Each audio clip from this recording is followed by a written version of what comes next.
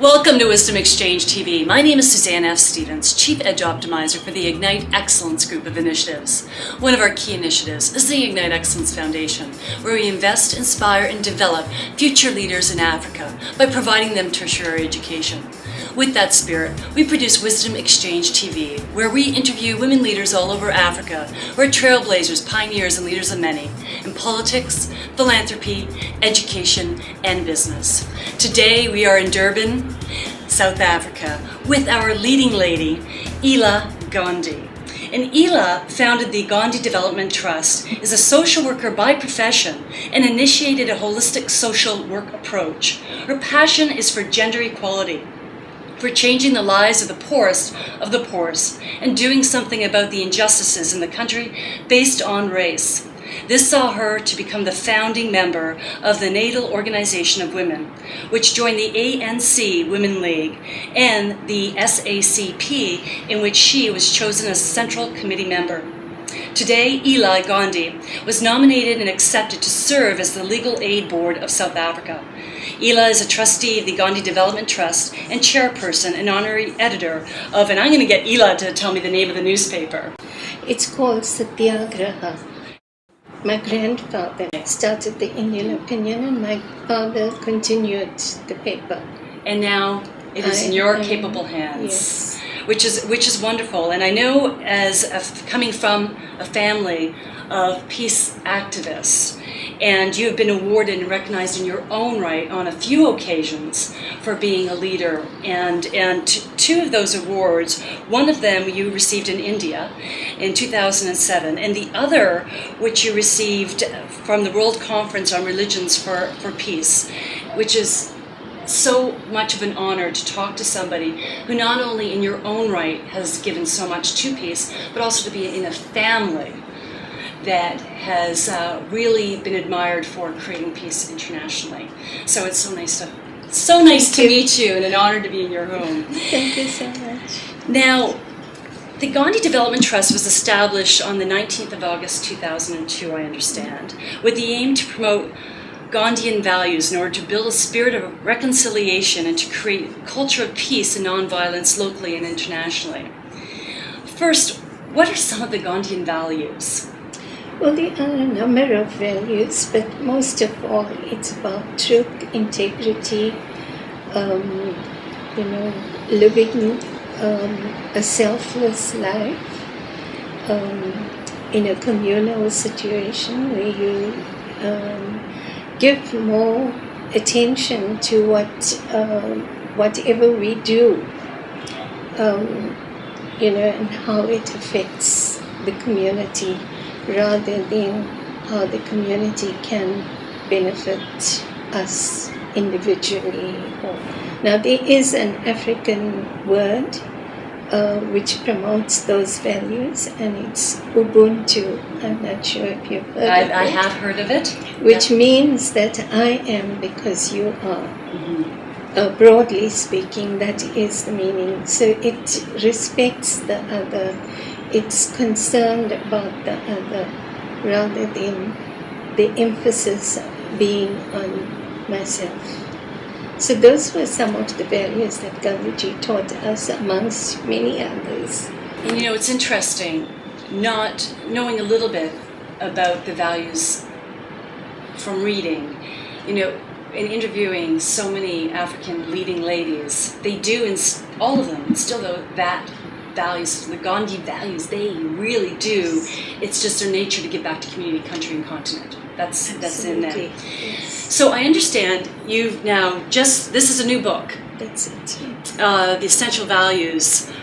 There we go. It's right here, and it's just being launched. And am I one of the first people to touch it? Now, to my understanding, one of your goals with this book, correct me if I'm wrong, is to take those values and to make them relevant to the younger generation now. Absolutely. Well, I think, Gandhiji said that if you want to get, a non-violent community, a society which develops a culture of non-violence, you start with the youngest person. And so it's important to get to the children at the very early stages of their lives.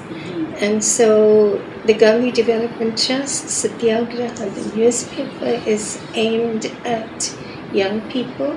Our programs are aimed at young people. And this book also, it's a simplified version of Gandhian ideas. I think once the children begin to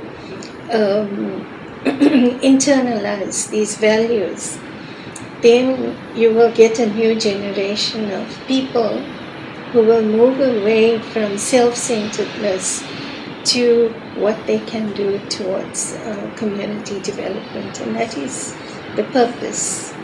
That is what we want to see in the world today, because unless we do that, we are going to continue to ruin the earth, our planet, each other, and everything that is around us. How young should these values be instilled? Well, they say, psychologists say that in the first 3 years of a child's life, there are certain basic, beliefs, values, and so on, that are instilled in a child that would take that child throughout his or her life. And it will remain, within that child, consciously or unconsciously it remains. So we believe that the first 3 years are important, and then after that, it's also very important to provide, values education, which should actually permeate throughout, all the different disciplines that are being taught to the child. Because when you are learning maths, your idea is about mathematics. It's not about values. It's about mathematics and how, figures work and how all the different things, science and technology works. But it's not about the values. So how do you bring in values into science and technology, into mathematics, into health sciences, into every subject? The direct influence is actually adults, the parents. The parents, the society, the people that, because often, mothers, especially mothers who are working and their children are left with nannies, do not realize that the influence that nannies have on the children at that age. It's interesting, and you're absolutely right, because we gave a scholarship to a young woman who wants to work with the caregiver. That's right. For that very reason, that there's so much influence that happens with the caregiver. Absolutely. So what programs do you have in place to help, I guess, the young, as well as ensuring that the parents are instilling these values into children? We're looking at the early childhood development phase. And we've been talking to both the people who are running, sort of creches and child care centers and so on, but also with the Department of Education, because if you look at the way education, the department and the way governments think about education, the emphasis is on tertiary education, and then it's on secondary and primary education. But there's very little that goes into the early childhood development. And a lot of emphasis has gone into that as to how do you teach them counting and alphabets and language and so on through play. But very little has gone into how do you teach them values. How do values develop? For instance, how does a child begin to think that, if I have a toy, I should share it with other children? That it is, there's more fun in playing together with other children and sharing your toys with other children than having them for yourself.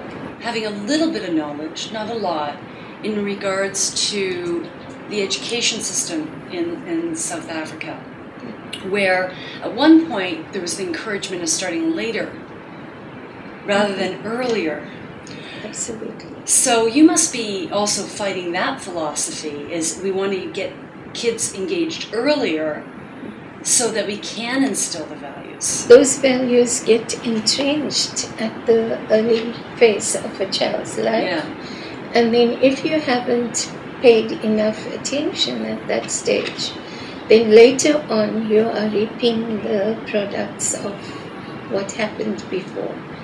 And you're trying now not just to teach something new to the child, but you're trying to unteach some of the old, and that becomes even more difficult for teachers. And you see it. You see the violence in schools. You see, and why is there violence, in schools? Why are the children so aggressive? What is it that we have done wrong? And I think that is the crux of what Gandhiji taught. He said that all human beings have good in them. It's for us to bring out that good. How do we, encourage people to sort of surface the good that is in them, and not the evil or the bad? If we look at, for instance, crime, and we look at deviant behavior, the emphasis is on how do you now, help the child to turn around.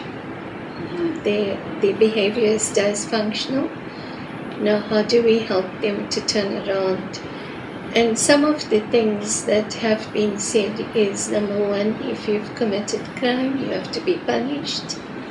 And that if you are punished, you learn from the punishment that this is not the right thing to do.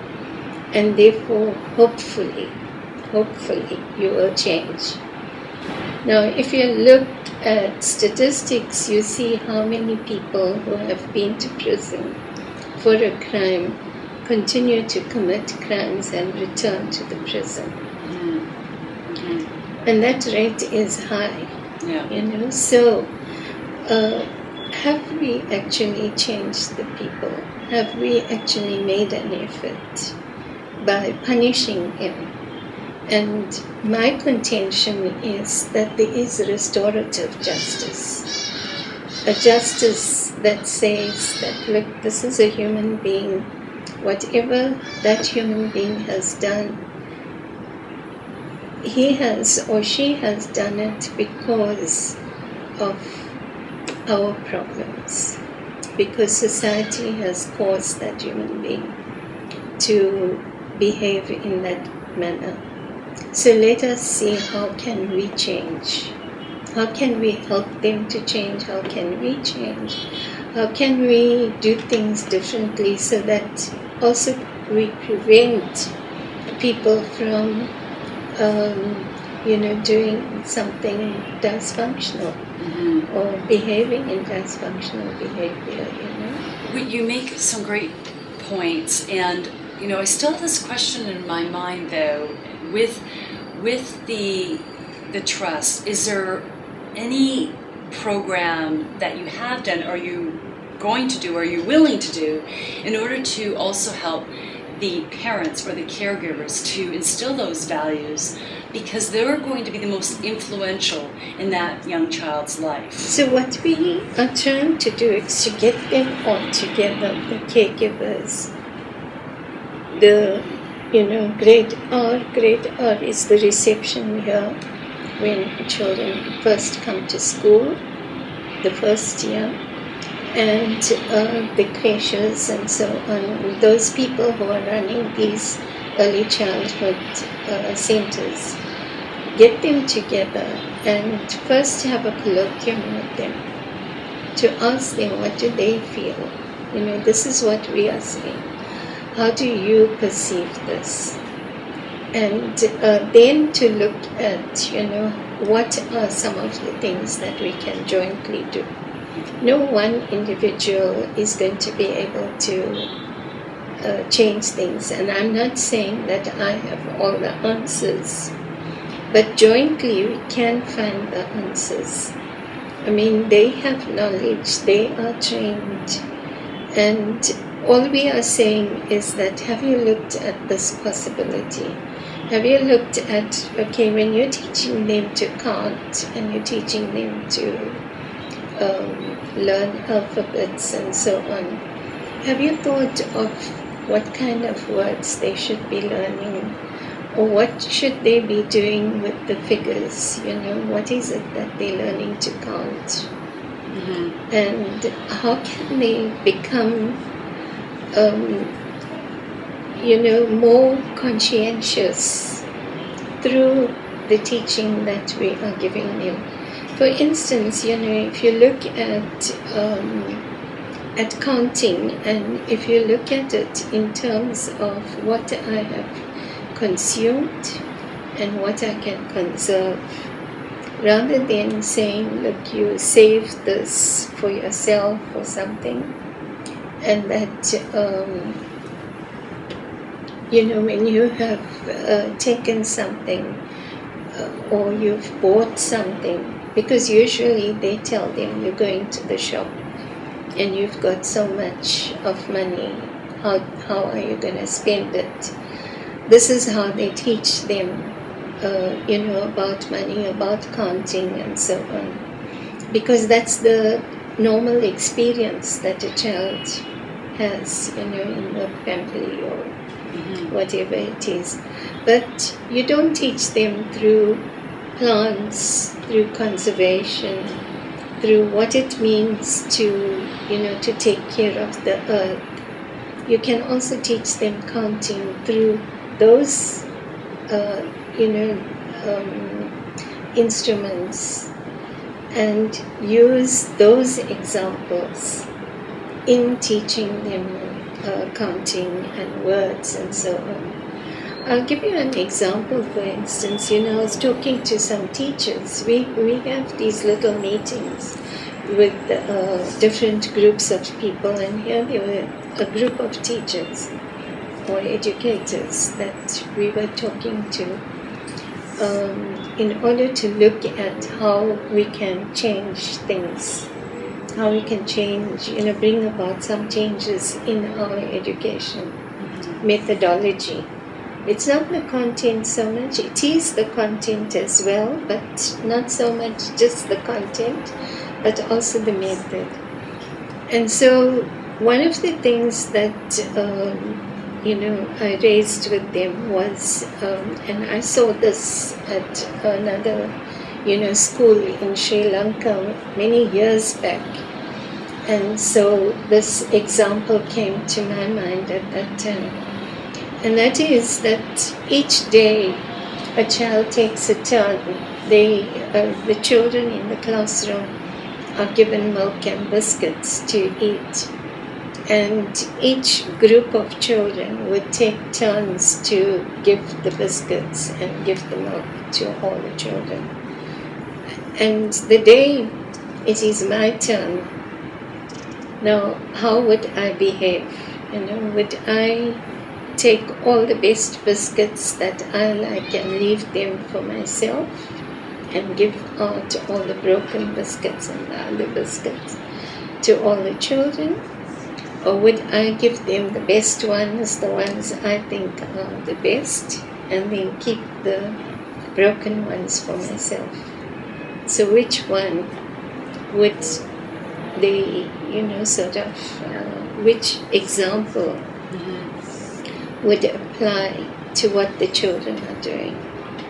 And how do you change the children's mindset? Mm-hmm. And that got them thinking, because they said that when they were, at school, they would say that this is my turn now, so I'm going to keep the best ones for myself. Well, I feel like I passed that because I always make sure my husband has the better dinner. So with the Gandhian values, based on the ones you just shared with us, they're not biased towards any religion. Is that fair to No, say? absolutely not. Because Gandhiji, for one thing, he said, and if you look in here, he mentions that all religions have certain basic values which are, across the board. Every religion shares those values. Mm-hmm. It's the rituals and some of the beliefs, that are different. Mm-hmm. Like beliefs about birth and death and things like that. The rituals are different. The idea of having, your prayers in a particular way, in a particular, space, and so on are different. And therefore Gandhiji said, our prayers will be outside. God doesn't have to be imprisoned in a church or a temple or a mosque. He's or she is everywhere. Mm-hmm. And so we pray outside, and his prayers were always held outside. He used to sit out and the people came, and there were no sort of rituals or signs to say this is Buddhist or Hindu or Muslim. And we learned to recite prayers of all religions. If you were to advise citizens, we need to embrace peace. What are some of the things, and if you can be as tactical about this, that do you think society needs to do? The first thing is that, we need to acknowledge, we need to be humble, and to acknowledge that we don't have the answers to everything on earth. Despite the fact that we have scriptures, we cannot say that those scriptures give you an answer which is acceptable to everyone. It may be acceptable to me, another answer may be acceptable to you. And we need to grant that space to people. So diversity is an important aspect of life. Without diversity, we love different colors in flowers, in our, drawings, paintings, and so on. We love different colors. So why can't we embrace that diversity in human beings? If we all were the same, exactly the same, and we thought in exactly the same things, how dull would life be? So the first issue that I would say is that we should appreciate our diversity, to embrace it, to respect it, and then to learn to live with it. Killing the diversity, which is what we are doing at present. We don't like it, we kill it. And that, I think, is it's the worst thing that humankind has done in, the past few centuries, where they've just decided that diversity is bad and any diversity has to be killed. It's interesting. I often look at life and talk about treat people as equally different. Okay.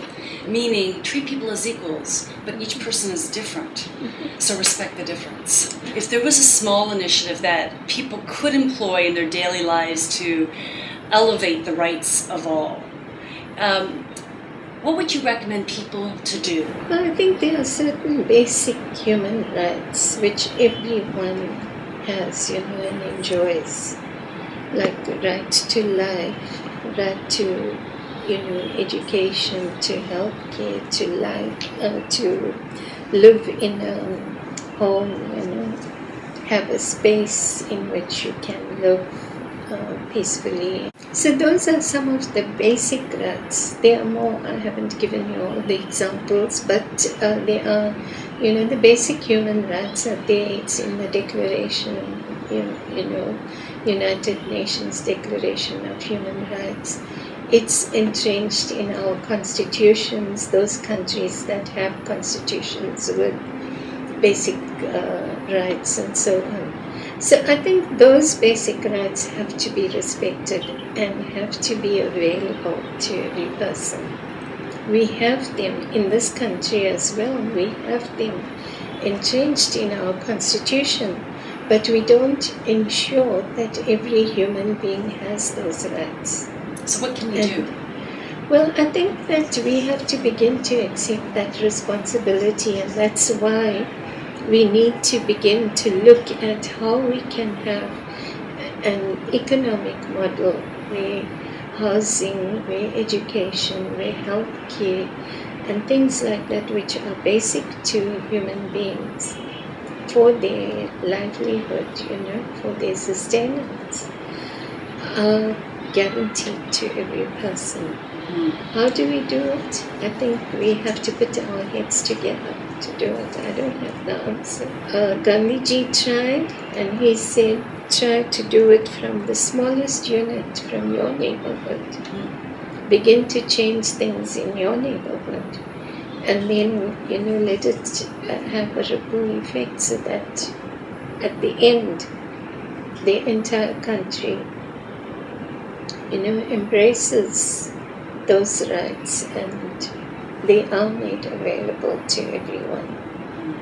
What would you say is still the biggest gap in human rights and in peace in South Africa? Firstly, I would say that, the increasing gap between the rich and the poor is the biggest problem, because instead of solving the problem of disparity, which was there largely on the basis of race, which we inherited from our past, apartheid past. Instead of addressing that, we have increased the gap between the rich and the poor.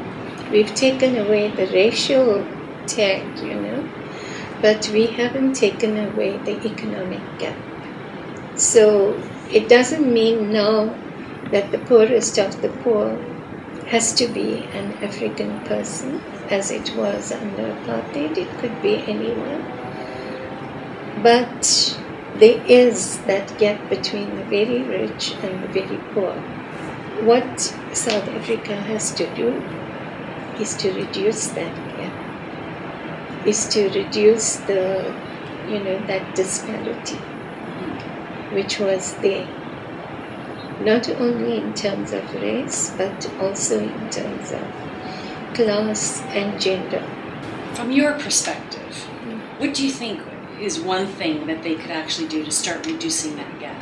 Well, I think the first thing that they can do is to look at the structures, the salary structures in different businesses, different within the government and so on.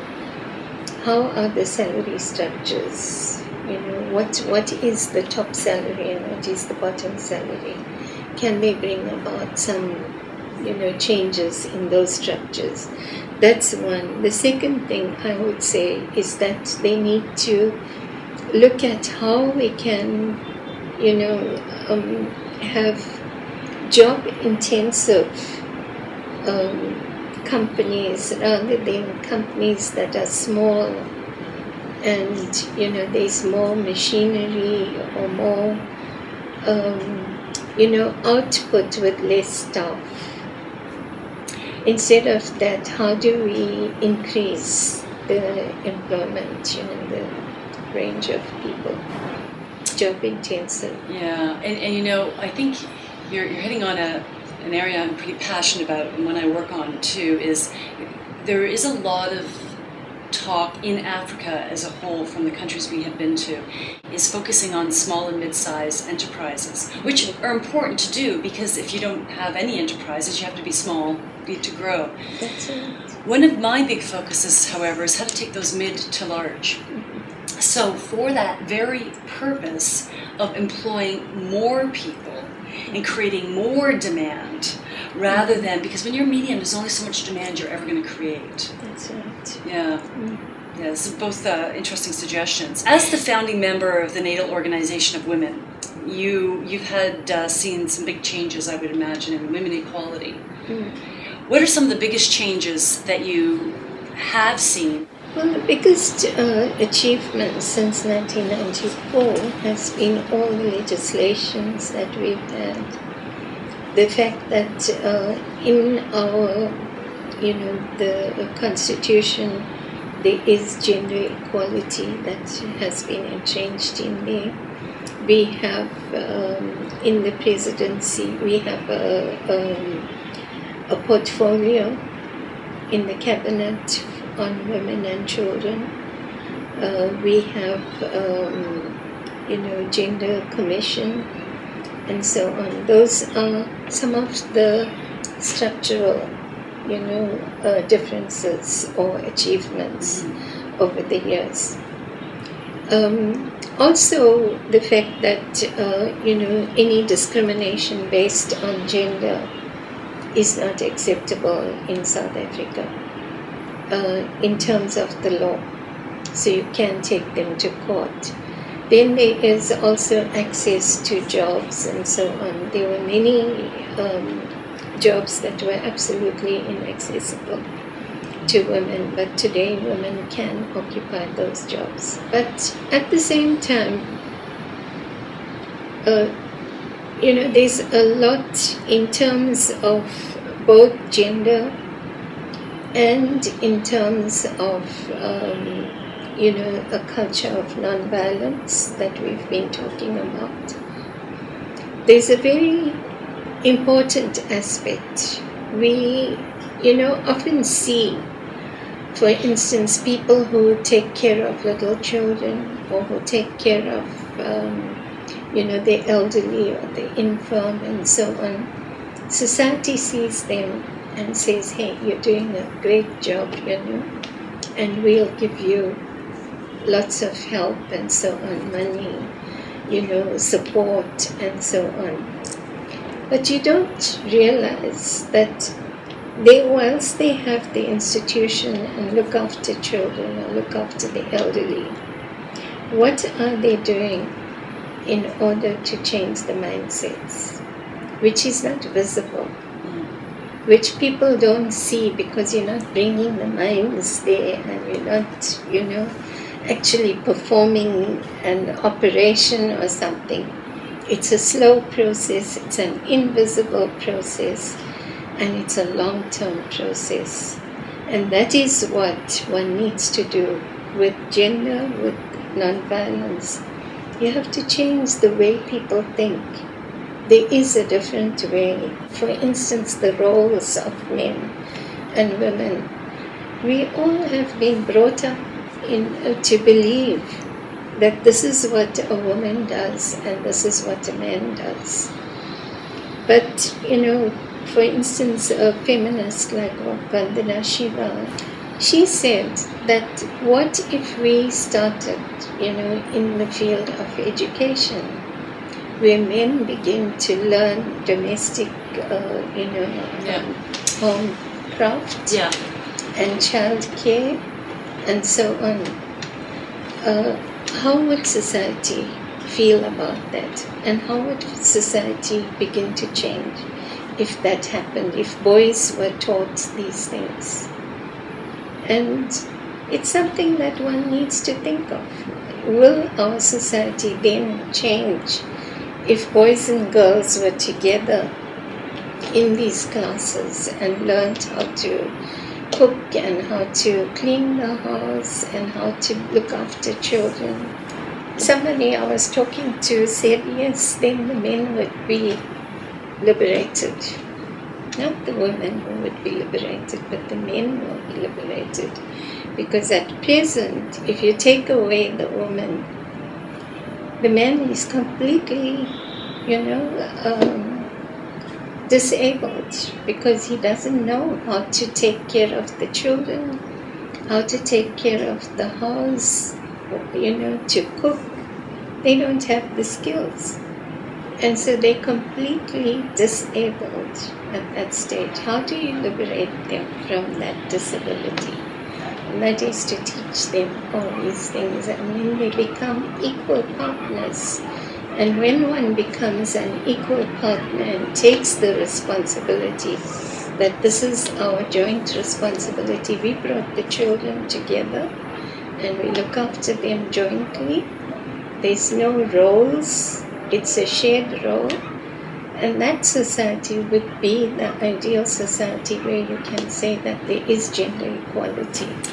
And I think the world is very far from that. I think the world is far from it as well. Yes. And to your point is, it's not only knowing how to do those things, it's getting rid of the ego to do those things, which is a whole other issue altogether. And again, it goes back to the peace, the same philosophy of getting kids. And I focus on leadership, so I understand why you focus on changing people at young ages. I try to change leadership, so people follow leaders. Yes. So if you embrace these concepts of the leader, you will change your community, your country, your continent, ultimately. Absolutely. And I also agree with the fact your comment too is that this woman that said that the man would be liberated. Mm-hmm. Now, far as you've seen, and I don't know how much of Africa you've spent time in. Have you been to many of the countries in Africa? Yes. So, would you say, in your experience, have you heard that in a particular country, men do embrace more the equality of and see women more as partners, or do you think in Africa that we're far ways from that realization? Well, I think we are very far from it. Whilst women in Africa are quite strong and have been able to achieve a lot, but these are few and far between who have achieved, who have become leaders, strong leaders in their own right, have been able to improve the economic position of women. Mm-hmm. But one thing that they haven't been able to do is to change the mindsets. Mm-hmm. And that mindset will remain for as long as we have traditional, customs and so on in all societies where you have those traditional customs entrenched. For instance, when you have mourning, if somebody dies and, the family is in mourning, it's the woman who has to perform all those and to ensure that she doesn't leave the house. Her dressing changes. A widow, you can see visibly that this person is a widow, but you can't see a widower. There's nothing to show. A marriage, for instance, a married woman, you can immediately see. And you have the title, Mrs. I don't use that. Okay, I don't use it either. So you have the title, so it says, here's a woman who's married. What about the man? He always remains Mr. Yeah. Whether he's married or not. So why is there that difference? Mm-hmm. And for as long as those little, we don't see them because we are so accustomed to them. They are natural. You see them, in writing, and we accept them without thinking. And those customs need to be changed. So it's a lot of work that we need to do. Here we have the chiefs. Yes, recently there have been women chiefs as well. But the whole idea of chiefdom, what does that say? It is about power relations. And, change of power doesn't mean liberation for everybody. It doesn't. It's a change of mindsets that liberates you. So, you're just taking the power from a male chief and giving it to a woman chief with the same rules. So, where's the difference, We can talk about this I could talk to you forever about this stuff because I think it is very, very powerful. And at the end of the day, what does society do with that? exactly. So so my understanding that people do have to start educating the mind and changing some of those policies, that there is equality for the betterment of the community. Mm. You are one of the few people we've interviewed who is born with a name that has some expectation attached to it. Did you feel that expectation as somebody who was born with the Gandhi name? Well, initially, yes, it was a little oppressive for me, because I didn't know exactly what is it that people think, I should be doing, or how I should be dressed or looking, appearance and so on. So it did, it was a little frightening, discomfort and so on, until I began to think that, I have been so fortunate to have been born in this family, that I have had the, privilege of learning some of the values, and that I should celebrate that privilege and share it with other people, rather than begin to feel, oppressed about being born in this family. So for me, it is something that, I wish everybody could have had that experience. And it's a wonderful experience for me, and I would like to share it with other people. And I would say to other people that don't expect me, I'm not a Mahatma, I'm not Gandhi, I'm just his granddaughter. But so are you, you can be. He's the father of the nation. So any one of you could be his granddaughter as well. But yes, definitely I've had an experience in the family which is different.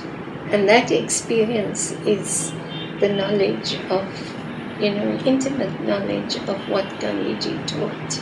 Mm. And if I can, take that experience, celebrate that experience, be happy about that experience and share it with other people, then I think I've fulfilled, my responsibility at that level. So it's more of a gift rather than a sense of responsibility. Yes. That's sort of what I'm hearing. It's right. First, no one wants to be known for somebody else, but now you've embraced it. Yes. So with that, what has been the most significant impact you think you have made throughout your career? Well, I think, taking Gandhiji's thoughts to the world, I'm trying to do it through this book. Up to now, I've been talking about it to people, and, we've developed programs and so on, looking at, the work that we do, particularly in the community. I think that is one of the gifts that we, and all of us in the family never thought of ourselves. How do we, build ourselves up? Whether it's our careers or whether it's our empires, in inverted commas, or whether it's, just doing things in the world to develop your own image.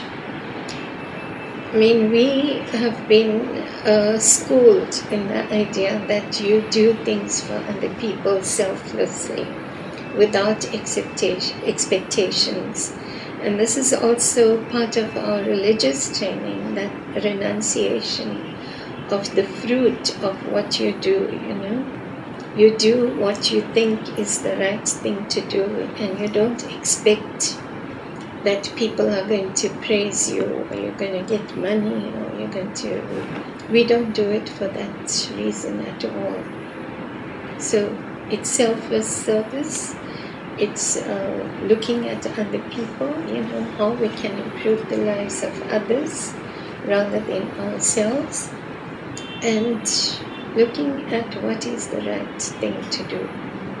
And I think it's very easy, you know. When I'm saying it, it sounds so simple, but from the time you get up in the morning, you have challenges in life, and you have to think of what is right and what is wrong. And it's not that easy. It's not in black and white. Well, yeah. It's your own values, your own thinking, and so on that, you know, gives you an idea. Mm-hmm. And you may be wrong, I may be wrong that this is right and this is wrong. But you learn along the way. And to your point, it's not that easy, because even, you know, in regards to right or wrong, but also putting your motivation in the right spot. What is the motivation for doing what you're doing? Is it for the glory you're going to receive, the promotion, or is it because that's who you are and that's your general nature? And that is a very difficult shift. It is. A very difficult shift. This is what I call my edginess segment. Is there anything that you've had to do that has made you uncomfortable or pushed the edge of your comfort zone, but you have to do it in order to achieve and let people know about the peace and your peace activism? Basically, you know, I'm not a public speaker. I haven't got the kind of confidence that a person, you know, a leader would have to go out into the community and say, okay, let's do this.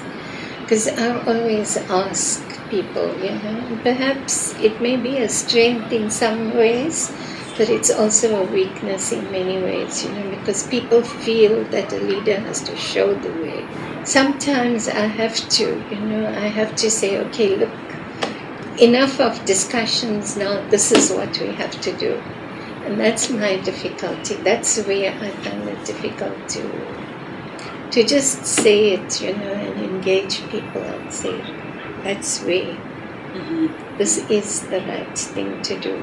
3 leadership lessons would you give to other women or men who lead a project or an initiative? The very first one is integrity. I think integrity is very, very important. If a leader doesn't have integrity, then, you know, that leader's lost a whole lot. People won't follow.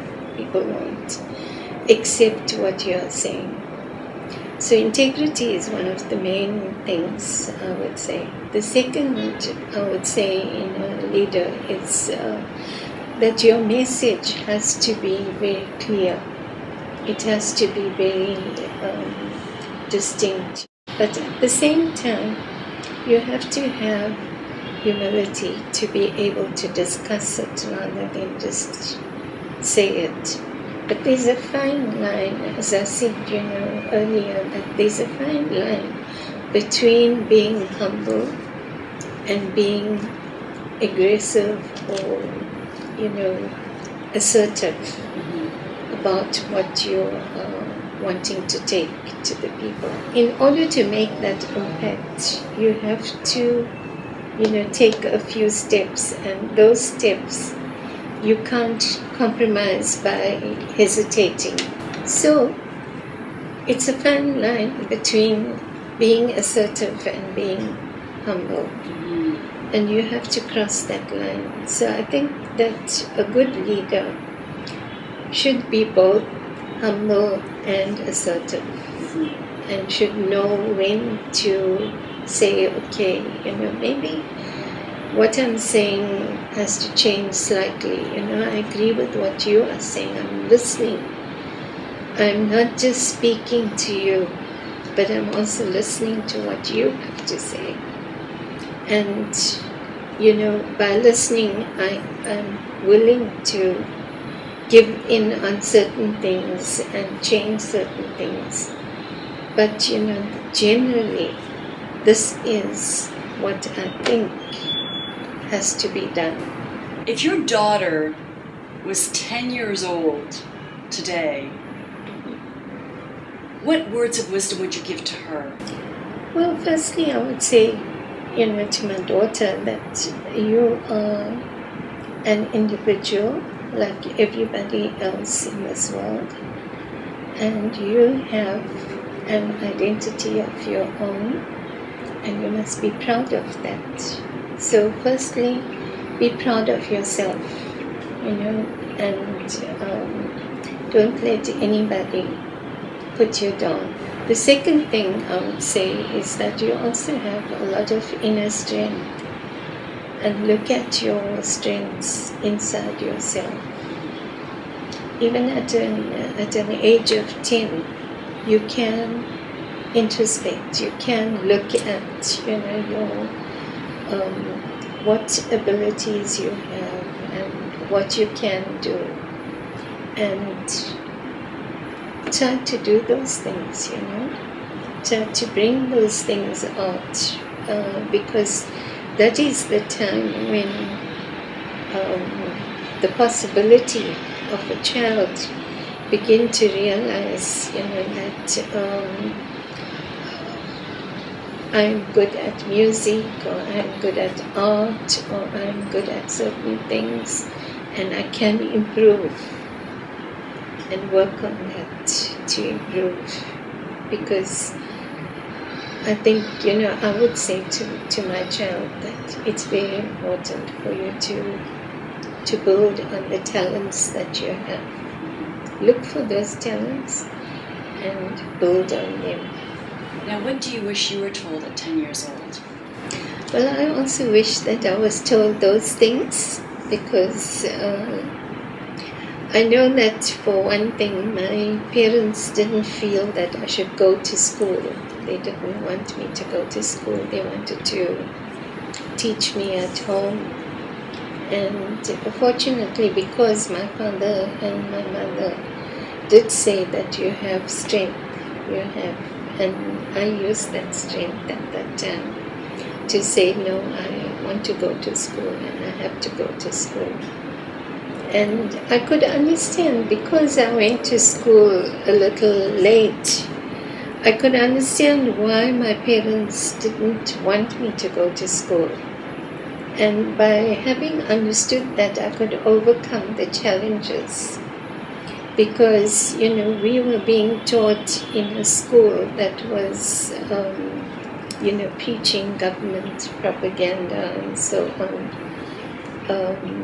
We went to a segregated school where we only went with Indian children, didn't have the opportunity of mixing with other racial groups, which meant that you begin to think in terms of, a different time from other people, rather than saying we are all human beings. We may look different, but that doesn't mean that they are categories. So because in my home we were, taught that, so I didn't learn those things in school. But I think if I had gone to school from an early age, I would have learned to think of myself as an Indian, and, looking at other people as different race groups, and beginning to learn the prejudices. And you see yourself as a South African? Yeah. For me, it's important for us to build a spirit of togetherness here in South Africa before we can build a spirit of togetherness with the world. Because, you start at home, you don't start from the top. The final question is, what words of wisdom do you have for African women? Well, I think African women have a lot to offer to the world, because they have many skills which traditionally they've acquired, skills in the field of concepts like Ubuntu, which still exist with African women. It may have gone as far as the rest of the community is concerned, but the women are the captors and the people who have got these wisdoms of the past. And I think that those wisdoms need to be shared with the world, and that women need to be feel themselves as powerful. They are powerful, and not be put down. So, and that power can only be achieved or realized if they are united. So I would say to the African women, look at your power, be conscious of the power, and unite with your sisters so that we can together be able to take it into the world and also empower ourselves and be able to be liberated from the shackles of the traditions. Very well said. Thank you so much. Well, for Ela Gandhi, I mean, right from, you can tell why she embraced the peace and activism for women as well as a peace activist, and it's an honor to chat with you.